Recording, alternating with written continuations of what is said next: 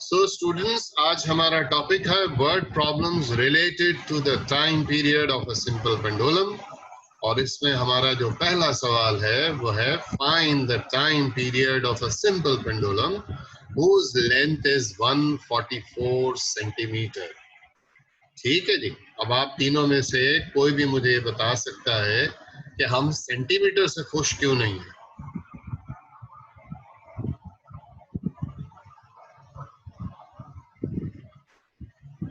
Why aren't we happy with centimeter and what are we doing about it? इस first step को देखकर सोचें। Conversion. इसमें conversion करना है इसका हमें सेंटीमीटर टू मीटर। सेंटीमीटर को मीटर में लाना, और हम मीटर में क्यों लाना चाहते हैं?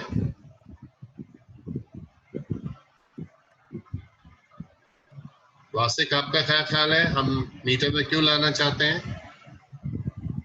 क्यों हम इसको सेंटीमीटर में नहीं रख रहे हैं? वैल्यू बड़ी हो रही है। वैल्यू बड़ी हो रही है। What do you think Maham? Chat box में बताओ, हमने सेंटीमीटर क्यों किया है, सेंटीमीटर को मीटर में चेंज क्यों किया है? मीटर पर सेकंड कैसे? मीटर पर सेकंड की वजह से। जी महम, आपने लिखा कुछ? एनजी, आप एक दफा और सोचो। Why are we changing centimeter into meter? Sir Maham ने लिखा है। लिखा है महम ने? Yes sir. एक क्यों नजर नहीं आया? हाँ, महम ने लिखा है लेंथ का ऐसा यूनिट नहीं है सेंटीमीटर, लेंथ का ऐसा यूनिट नहीं है। शाबाश महम। हमें सेंटीमीटर को मीटर में इसलिए लाना जरूरी है क्योंकि हम एसआई यूनिट में काम करते हैं। ठीक है जी। तो हमने 144 को 100 से डिवाइड किया, हमारे पास आ गया 1.44 मीटर, और हमसे कहा था कि ये टाइम पीरियड निकालें। अब आप तीनों मुझे बताएं कि आपको पता था कि टाइम पीरियड का ये फॉर्मूला है जो थोड़ा थोड़ा सा इनविजिबल हो रहा है? प्रोफेसर, आप भी बता सकती हैं ये फॉर्मूला लास्ट क्लास से रिलेट करते हुए। Time period is equal to 2 pi square root L upon g. क्या हमें ये फॉर्मूला पता था या आज पता चल चुका है? प्रोफेसर, मुझे आज पता चला। ओके, इसका मतलब हमें घर से फिजिक्स की रीडिंग और बेहतर करने की जरूरत है। ठीक है, मैंने कल 1 बजे तक सबको मौका दिया है सारा होमवर्क करने का। एनीवे, जिनको टाइम पीरियड का ये फॉर्मूला नहीं पता था, आज पता चल गया है कि time period is 2 pi square root L upon G. G की वैल्यू जो हम ले रहे हैं वो है 9.8 metres per second square, which is actually acceleration। यहाँ लिखा हुआ है acceleration due to gravity of earth, ये हमने पहले भी सीखा हुआ है। अब हम वैल्यूज लगा रहे हैं, 2 की जगह 2, पाई की जगह 3.14, एल की जगह 1.44 और जी की जगह 9.8। सबसे पहले हमने 2 और 3.14 को मल्टीप्लाई किया, जिससे हमारे पास 6.28 आ गया, और 1.44 को 9.8 से डिवाइड किया, जिससे हमारे पास 0.14693878 आ गया। फिर हमने इसका स्क्वायर रूट फाइंड किया कैलकुलेटर से, ये आ गया, और फिर हमने इन दोनों को मल्टीप्लाई किया, हमारा जवाब बना 2.4 सेकेंड्स। तो हमने लिखा था टाइम पीरियड इज 2.4 सेकेंड। ठीक है जी, मुझे हाँ या ना कह के बताइए समझ आया या नहीं। Yes sir. Yes sir, yes sir, 2 आ गए। चैट बॉक्स में महम ने कहा यस सर। बाकी 2 बताएं समझ आ गया। वासिक भाई? Yes sir. Yes sir. चलो, हम दूसरे सवाल की तरफ जा रहे हैं। मेरे ख्याल में ये थोड़ा ज्यादा विजिबल है। Calculate the length of a second pendulum. ठीक है जी, calculate the length of a second pendulum. तो अगर आपने वो वाली क्लॉक देखी हो जिसे हम ग्रैंडफादर क्लॉक कहते हैं, जिसमें एक लंबा सा पेंडुलम लगा होता है, अक्सर हॉरर फिल्मों में दिखाते हैं, तो वो अपना टाइम पीरियड जो है उसका 2 सेकेंड होता है। 2 सेकंड में वो एक एक्सट्रीम से दूसरे एक्सट्रीम पे जाकर वापस उसी एक्सट्रीम पे आ जाता है। तो हम कहते हैं a seconds pendulum is the one whose time period is 2 second. ये डेफिनेशन हमें आनी चाहिए, वरना ये सवाल हम नहीं कर सकते। टाइम पीरियड हो गया 2 सेकंड्स और हम निकालना चाहते हैं लेंथ, क्योंकि हमारा सवाल था कैलकुलेट द लेंथ। फिर हमने फॉर्मूला लगाया, जरा देखिए वही फॉर्मूला है 2 pi square root L upon g is equals to T. माजरत थोड़ा सा लाइट हो गया है।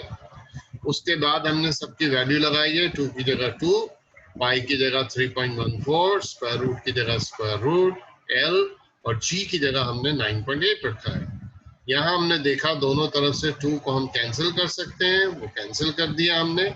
कैंसिल करने से यहाँ सिर्फ 1 बचा, ये रहा 1। और ये जो 3.14 यहाँ मल्टीप्लाई हो रहा था उसे हमने नीचे भेजा डिवाइड में। फिर ये स्क्वायर रूट हटाया यहाँ से, तो ये स्क्वायरिंग हो गया। और स्क्वायरिंग करने से हमारे पास 0.318 का स्क्वायर आया, 0.101। और ये 9.8 हमने क्रॉस मल्टीप्लाई किया, इन दोनों को मल्टीप्लाई करने से हमारे पास जवाब आया 0.99 मीटर। तो हमने कहा the length of a second pendulum is 0.99 metre approx.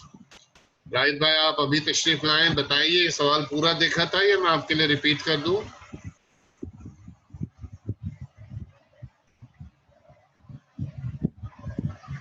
Repeat कर दो। ठीक है जी। सबसे पहले राहिद भाई आप मेरे साथ रिपीट करते हुए हर स्टेप पे यस जरूर बोलेंगे तो मैं आगे जाऊंगा, नहीं समझ में आए तो वहीं रोकिएगा। बाकी लोग भी ध्यान देंगे। Calculate the length of second pendulum. Second pendulum का मतलब है वो पेंडुलम जिसका टाइम पीरियड 2 सेकंड्स होता है। हमने टाइम पीरियड 2 सेकंड लिखा, लेंथ को हमने क्वेश्चन मार्क लगाया और 2 pi square root L upon g का फार्मूला लगाया इक्वल टू टी। ये हमने जो लास्ट स्टडी की थी उससे पता चला। इसके बाद ये 2 अपनी जगह है, पाई की जगह 3.14 है, स्क्वायर रूट है, एल है और जी की जगह हम 9.8 पुट कर रहे हैं। इस टी की जगह हमने 2 लगाया है, 2 से 2 कैंसिल हो गया है और हमने 3.14 को यहाँ से नीचे भेजा है।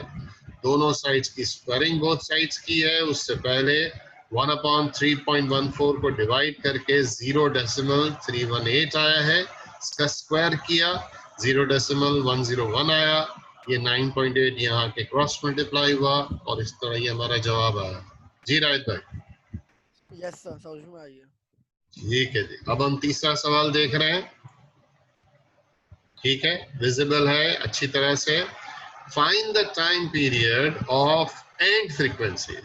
Find the time period and frequency of a simple pendulum 1.0 meter long at a location where g is equals to 10.0।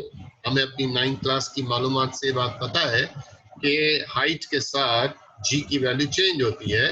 तो हम एक ऐसी जगह की बात कर रहे हैं जहां g की वैल्यू 10 है। मैंने लिखा है find the time period yourself. मैंने ऐसा क्यों लिख दिया कि खुद फाइंड करो? मैंने ऊपर फाइंड किया था। ऊपर फाइंड किया था तो मैं समझ रहा हूँ कि आप कर लेंगे। What do you think? चारों की तरफ से हाँ आए तो मैं आगे बढ़ूं।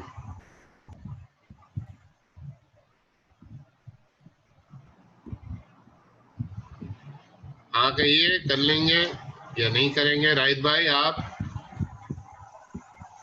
कर लेंगे सर। कर लेंगे। Yes. Maham chat box yes. Yes okay sir. Okay. Now मैं हमेशा आपसे कहता हूं कि जब मैं आपको हैंडआउट एक दिन पहले भेज देता हूं तो आप थोड़ी थ्योरी पढ़ा करें। तो ये थ्योरी है हमारी कि फ्रीक्वेंसी हमेशा रेसिप्रोकल ऑफ टाइम पीरियड होता है। तो मैंने यहाँ लिखा है कि हम टाइम पीरियड निकालेंगे तो हमारा जवाब आएगा 1.99 सेकेंड्स। 1/1.99 करेंगे तो हमारा जवाब बनेगा 0.5 हर्ट्ज अप्रोक्सीमेटली।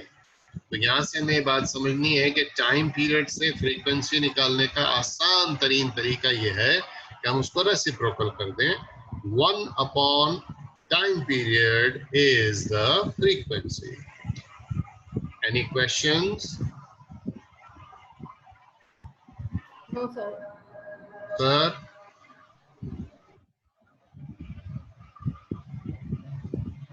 चलें आप सब वादा करें, आज घर जाके पढ़ेंगे सारे पेजेस, वादा।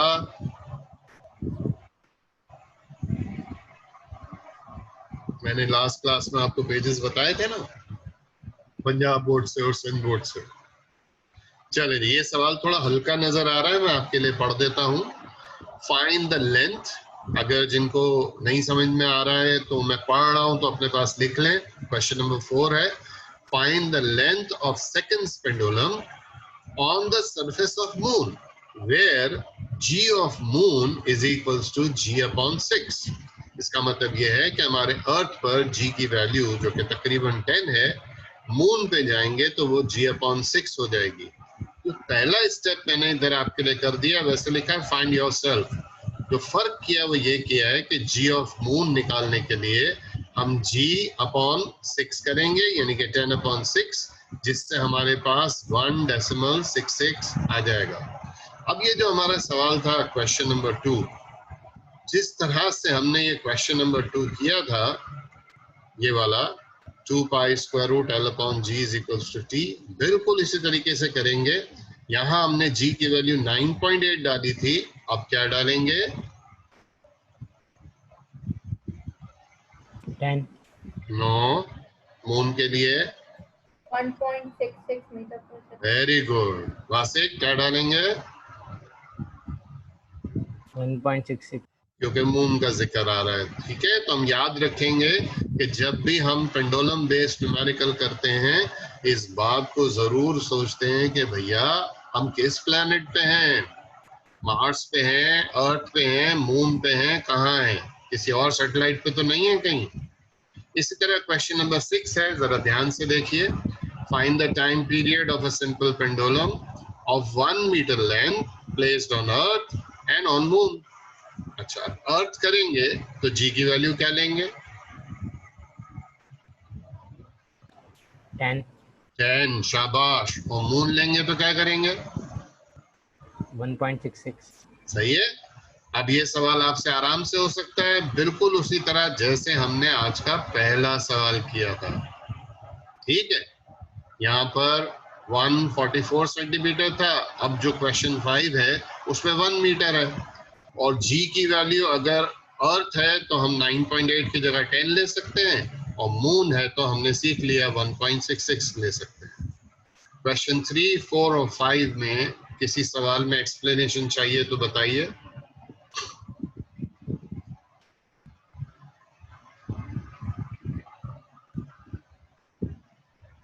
Three, 4, 5, if you need explanation late me no. फिर हम उस सवाल को करते हैं जिसके लिए आज की ये महफिल सजाई गई है। The toughest question is on the way. चलो, तो will start our toughest question. पहले तो हम ध्यान से इसका सवाल पढ़ते हैं। Let me know if you want to know something. मैं चैट बॉक्स में देख लूं। चैट बॉक्स में सर 4 एक बार बता दें। चलें, मैं 4 बता रहा हूं। 4th क्वेश्चन पे ध्यान दीजिए बेटा। 4th क्वेश्चन में हमसे कहा गया फाइंड द लेंथ।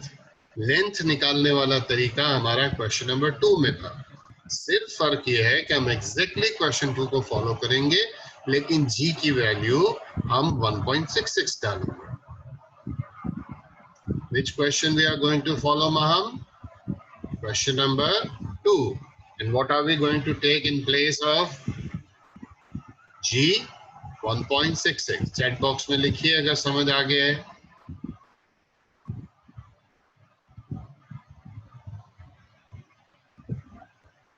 ठीक है, तो एक बार फिर हम अपने उस क्वेश्चन की तरफ जा रहे हैं जिसको आज का हम खास सवाल समझ रहे हैं। पहले हम सवाल समझते हैं। The pendulum of length 0.99 meter is taken to the moon by an astronaut. The period of pendulum is 4.9 seconds. What is the value of g on the surface of moon? अब हमने तो आपको बता दिया कि मून का जो value of जी है वो क्या है, लेकिन इस सवाल के जरिए हम इसको प्रूव कर रहे हैं। इसमें बताया कि एक खलाबाज अर्थ से गया, चला गया मून पे, और उसने पता किया कि अर्थ पे जाकर, अर्थ से मून पे जाकर पेंडुलम का टाइम पीरियड जो है वो 4.9 सेकेंड्स हो गया। हमने लिखा भैया लेंथ जो है 0.99 मीटर, टाइम पीरियड है 4.9 सेकेंड्स और हमें g की वैल्यू फाइंड करनी है। तो मुलाहिजा कीजिए, हमने फार्मूला वही लिया, t equals to 2 pi square root l upon g। t की जगह 4.9, 2 पाई की जगह 3.14, स्क्वायर रूट l की जगह हमने लिखा है 0.99 और g को एज इट इज रखा है। ठीक है जी, स्टेप्स ध्यान से देखिएगा बेटा। 2 मल्टीप्लाई बाय 3.14 करने से 6.28 आया, जिसे अगले स्टेप में हमने नीचे भेज दिया और फिर इन दोनों को डिवाइड किया, हमारे पास 0.78 आया। हमने स्क्वायर रूट हटाने के लिए दोनों साइड्स को स्क्वायर किया, 0.78 का स्क्वायर 0.6088 हो गया और ये दोनों एज इट इज रहे। फिर 0.688 को हमने नीचे भेजा और g को उधर भेज दिया। जब हमने इन दोनों को डिवाइड किया तो हमारे पास 1.63 आया अप्रोक्सीमेटली। तो हमने कहा value of g on moon is 1.63 metres per second square. कहिए, कोई स्टेप आपको प्रॉब्लम कर रहा है तो बोलिए, मैं एक्सप्लेन कर दूं।